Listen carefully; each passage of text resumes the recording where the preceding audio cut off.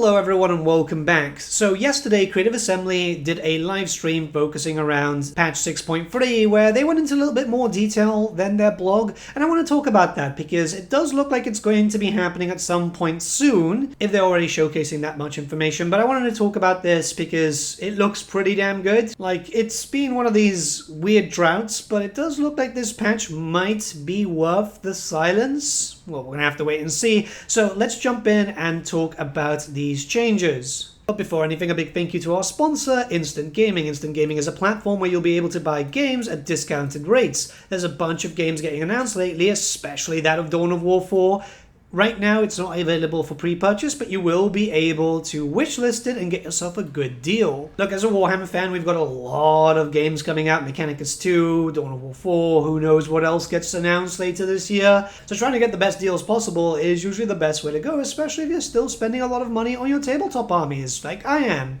Way too much. Not only that, but we do have a monthly giveaway going on. Win the game of your choice. All you have to do is click on the link in the description below and sign up. You don't even have to make a purchase. Also, making a purchase with my special link in the description below supports the channel at no extra cost to you. This is a company I've been working with myself for about a year now, a little bit over, and I have been making purchases for them too. I got a really good deal on a number of games. It's made it easier for me to still be able to afford the keep up of my armies. As you are aware, rules change constantly, and sometimes you need to buy new models. So a big thank you to the sponsorship from Instant Gaming once again. Let's return to the regularly scheduled programming. There is a number of new unusual locations. Creative Assembly did show off a few of them on their stream, and some of them are very, very powerful. We will be getting most of the information hopefully soon, I imagine, when they drop the patch notes, if they showcase everything. If not, they probably just want people searching for them. But yeah, they do seem very, very impressive. It's going to be one of those game changers, and I think that's why Creative Assembly have decided to, which I think is probably for the best, introducing more customization before you start your campaign, so you can actually decide if these very powerful ones are going to be found in the game or not. I like this. I think the more customization that comes into Total War Warhammer, the better. Just in general for Total War. It bodes well for the future of the game if they're just going to keep adding in stuff, even ridiculous stuff. Remember, this is Warhammer. Stuff like this is expected. Just really, really overpowered locations, or just very weird stuff that can essentially end your game. Mitch, one of the developers in the live stream, did say that some of the really overpowered ones, you know, they have a 1 in a million chance to actually bring the worst possible outcome. But that's cool. That is actually really, really cool. Okay, once again showcasing the tech tree. Unfortunately, Josh and Liam's face cover a few, but yeah, this new format is a lot better. So much better. It is, like, if you fire up Warhammer 3 right now and you just start a Lizardmen campaign, just looking at the tech tree just makes you want to not play. This looks so much better in terms of quality of life. So the first one, the Great Plan, was focusing mostly around your administration, whereas the Cold-Blooded one focuses on your fighters, so your Saurus, your Skinks, your Beasts, your Guardians, and your Cavalry. Yeah, this looks a lot better. This definitely looks a lot better. You'll have to start off from a specific branch and then branch out from there, but this is pretty good. I'm actually tempted to play a Lizardmen campaign now when the patch releases, because a good tech tree adds to a good campaign. The Lizardmen has always been one of the historically worst ones. So yeah, blessed spawnings are going to be more like mercenaries. This is going to be an overall good change. It does mean that you're going to be able to use blessed spawnings a lot more, especially since a bunch more are going to be added into the game. The spawning sequence is a brand new resource. You can get it from commandments, missions, and rights, and it's spent on the recruitment itself. Sure, it's not fixing up all the major issues like the geomantic web for the Lizardmen, but overall, if you're being able to recruit a stronger version of a trooper, it's going to make the campaign feel a lot smoother. It's going to be, you know, you have to test it to actually see it, right? And I guess we'll have to wait until when this patch releases, because the big challenge here, I still think, remains to be Skull Taker. Skulk isn't too much of an issue, to be honest. So, yeah, yeah, once it comes out, I'll be able to check it out properly. Okay, so they've done a quick rebalance of the buildings, nothing major. It's mostly just moving some troops around and also giving some better bonuses towards certain buildings. So you get extra research rate if you have certain tech already unlocked and so on. Yeah, that's pretty good. They haven't shown off a lot, but I'm assuming a lot of stuff still has like a lot of placeholder tech, so they're trying to wait. Either way, this does look very good. It's a shame that no geomantic web came in, but I imagine that that's going to require a lot more work. There's been a general rebalance for the Lizardmen faction Lord effects. They haven't showcased everything as far as I'm aware. I was like prying through the stream as much as I could. Yeah, I mean, it's there, and the way that Liam, the developer there, explained it was just to kind of bring everything more in line, because certain things have changed in the campaign, so certain buffs had to be reduced, but also some negatives had to also be buffed up a little bit, just to make sure that everything was as balanced as they could see it. Yeah, that's cool. Nakai's tech tree looks decent. It's pretty standard in terms of styling. It's basically a T, but yeah, this looks great. They did mention that there's a lot more techs now that require the special resource that Nakai has, but apparently it just makes sense. Overall, at least it's going to be easy enough to kind of transport through it. Scale of War looks like you start off at the very far left. The problem is that Josh and Liam's faces are there, and then you just kind of expand from there. But it does look like everything kind of moves down, just like you can move right or go downwards. Okay, we're moving on to Tomb Kings now, and it's turn 57 for this campaign for them. And it looks like, yeah, Canopic Jars seem fairly decent. He's got 4,305, and obviously he's been using them prior. The income seems very high too, 5,759. Not sure if that's because of like trade bonuses or something, but that seems very, very high for the Tomb Kings this early into a campaign. The blog stated that we were going to get more Canopic Jars per turn and stuff, because obviously now you can get them through battles, but I kind of wanted to see how this was going to look like, because you could say it's more, but it's kind of like what happened with like the Nurgle faction, where you were just getting a very set amount of stuff for your plagues, and it wasn't really that much for the infections.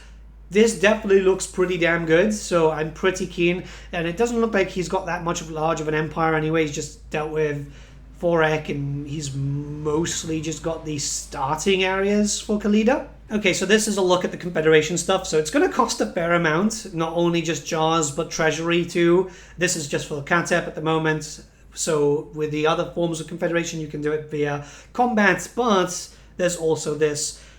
It doesn't look too bad, considering what the last image had in terms of economy. I think it's going to be relatively quick. Well, depending on the treasury, I think it's going to be the biggest issue, but yeah, no, I mean, that's good. It also means that it's going to be faster for you to be able to get extra armies and so on. What's funny is that the Tomb Kings are in a very good spot. I know some people complain about it, but I like the Tomb Kings on how they are right now. So this update is just going to further enhance them. This is going to be great. The generation skill looks like it's going to be doing fairly well there too for more jars per turn. It definitely feels like the Tomb Kings are going to be getting a lot more than the Lizardmen here for this patch, which is kind of understandable. The Tomb Kings are almost in that like perfect sweet spot. The Lizardmen need a little bit more work, but yeah, this is awesome. There's going to be some minor benefits which will cascade when building the recruitment buildings for certain big monsters, like for example the War Sphinx. This is good. This is actually really, really good. It does mean that you're going to have to put a lot of money into this, into loads and loads of capital cities, but you can get up to like 20% ward save or more. That's what Liam said on the stream.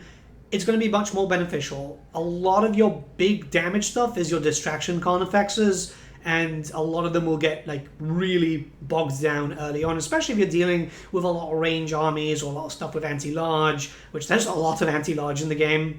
This is great. This is actually quite good. So a pretty tasty landmark there for Khalida. It's one of the ones that you're going to get in Lemire, so now you've got access to 2 there. Wound recovery time, vigor loss reduction, regeneration, perfect vigor. So all characters, all lords, and then faction leader. This is pretty damn good. Damn. Yeah, no, that's going to be...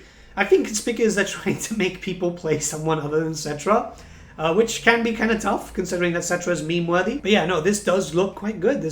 Yeah, maybe I might do a Khalida campaign. It's interesting. I'd like to see more landmarks overall, just for every single race, but I realize that can take a while because that stuff would probably need to go through a lot of approval process through Games Workshop. But hey, slow and steady wins the race, right? So I'm not going through all the books of Nagash because they do vary per faction and they've only really shown one, I think. But what they do show is it's closer to your generic Lord, which I think is going to be better overall. And some are still far away, but you get pretty good bonuses. Like there's 1,500 canopic jars from this one. There's a little bit of a marker there just to say how many you've collected and so on. That's kind of cool. Overall, a nice quality of life update. If they're just going to be like that, and you can see that there's general good bonuses coming from the books now, I think people are going to be more incentivized to get them. Like I said in my previous video, there were campaigns that I literally just did not bother with any of the books. I had one of the, I think it was like a Wood Elf army mix thing. It was just walking around my areas, and I was just like, there is no incentivization for me to kill this. But this, you know, it's a lot of canopic jars. It's going to help you with getting new armies, or getting for that Confederation, like I think Liam said during this stream. For the tech tree, proclamations are looking pretty damn good, so they're all very, very different. And you've got proclamations and then a patronage, but bonuses-wise, you can get a lot of different bonuses. This is going to give you a good reason to go around different areas. I am pretty keen, yeah, like this local recruitment capacity +1 for all provinces. That's going to be very useful because Total War Warhammer 3 is a bit slower for that regard. Winds of Magic Power Reserve, construction cost. Yeah, that's great. That's great. It does look like the Tomb Kings is going to be easier to kind of like get your steamroll going on. At least that's the way I'm interpreting it for all the different stuff that's been showed off in this video. I can't wait to get my hands on this patch. I'd like to see how the AI does with all these new changes, because I know a lot of people is like they care more about the players, but I like to see how the AI patterns change when a new patch basically drastically changes some playthrough styles. This should be pretty interesting to see from a statistics point of view. And there's been some overall changes to faction, lord effects, and even starting armies. It does look like the Tomb Kings are going to be benefiting quite heavily from 6.3. This change for the lord effects, population surplus +1 for newly captured settlement, is going to be very, very good for Cetra. So you've got Cetra, Kata, Khalida, and Arkan. I had to come in for an edit because for some reason I thought, well, it's the face thing, right? But like I thought Arkan was next. But yeah, I mean, some changes here and there. It's not massive changes, but it's definitely going to allow them to feel a little bit more themed. It's important to note that Khalida is getting the Bone Giant from the very beginning because the FLCs are just basically being moved onto the base game. You just have to make sure that you have the specific DLC that is attached to that unit and stuff, which works, right? So for the Tomb Kings, you just need the Tomb Kings. But yeah, this is great. This means that she's going to have a lot more staying power at the beginning because early on you're going to be fighting against Forek, Krokgar, sometimes Queek. Yeah, it's not too easy, is it? For those wondering, Lizardmen armies did not change. They were mentioned to be generally okay, whereas the Tomb Kings, let's be honest, did need a change there. So yeah, this is fairly decent. This is definitely fairly good. Nehekharan decrees are coming in, which is basically just dig tax. So yeah, you're used to it at this point. You know, you've got them with the Dark Elves, you've got them with Sinash, and now you've got them with these guys too. And a few other races have them too. It's very commonly used, but I think it's for a good reason. At the end of the day, it just allows you to be able to use some of your resources to be able to get some bonuses up and running. Certain factions could need extra spice. This does help. It's a smaller method of getting it done, but to be honest, why make something unique when this is actually fairly decent, right? To be honest, like I feel like everyone should eventually get them in its own way, shape, or form. The bonuses look decent, and you're using them with canopic jars. So my understanding here is that we're just going to get so many canopic jars that they wanted to add in extra flavor for that, which overall should be good. Again, super hyped up. I think I'm more hyped up about the Tomb Kings than I am for the Lizardmen. Alright, so the new Greenskin skills. We're not going to go over everything because everything can be subject to change by the time that the patch goes live, which has been confirmed at some point next week. But this is cool. So they've added like 6 skills here for the Goblin Big Boss, for example. You can get one from the bottom tier and one from the top tier, but you can't get all the skills. The idea here is to specialize your heroes in certain ways. So, for example, Goblin Thinking makes your artillery better. So your Goblin Big Boss, you'll focus around bringing him with artillery-based armies and so on. If it's going to be the case of this, that's a good change overall. They've done some rebalances and so on, but the idea here is just to make sure that your characters have uses throughout your campaign and you can specialize. I like the idea of specializing heroes. I think that overall that's going to allow you to kind of have that tabletop feel where you had certain items with a Captain of the Empire and then certain items with the other Captain of the Empire, and they were so drastically different. This is good. This is overall very, very good. And the last thing is them talking with Steve. The idea here was, you know, the blogs, the forums, and all the stuff on Reddit.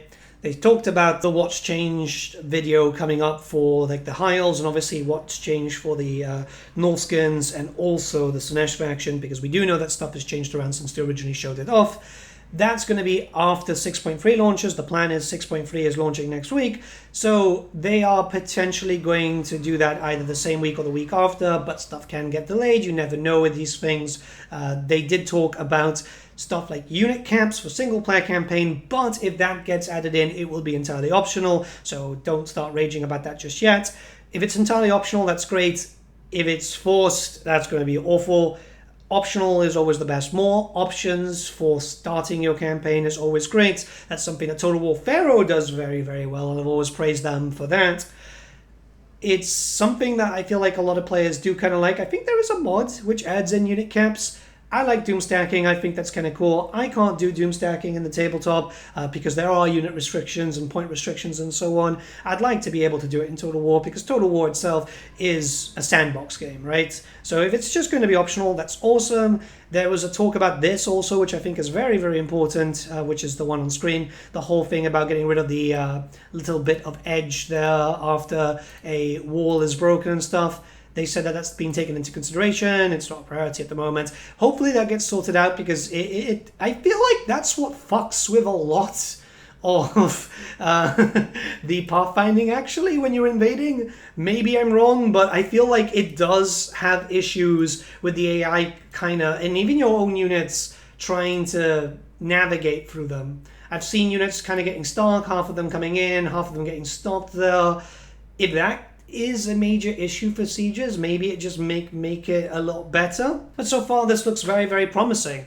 6.3 is right around the corner, hopefully not too long for Tides of Torment. I know a lot of people are getting restless. I myself am kind of getting a little bit restless, mostly because I'm a Slaanesh fan, and you know, Slaanesh has historically always gotten the short end of the stick when it comes to, well, every Warhammer setting. I do hear that they're not doing too well also when it comes to 40k, which is a shame because I did want to start painting those guys up shortly after I finished my cafe stuff, but yeah, I think it's going to take a while. But yeah, let me know what you guys think in the comments below. Let's start a bit of a discussion. I do apologize. I'm very late today. It's so much work that I'm getting done. I'm finally magnetizing all my Warhammer minis, and as you can imagine, there's a lot of Warhammer minis. See you guys. Have a good day.